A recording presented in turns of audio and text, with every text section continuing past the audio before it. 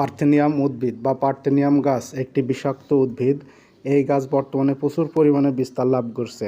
এই গাছ মানবদেহের জন্য যেমন ক্ষতিকর, তেমনি পশু পাখির জন্যও ক্ষতিকর। এটি মানবদেহের সাইলেন্ট কিলার হিসাবে কাজ করে।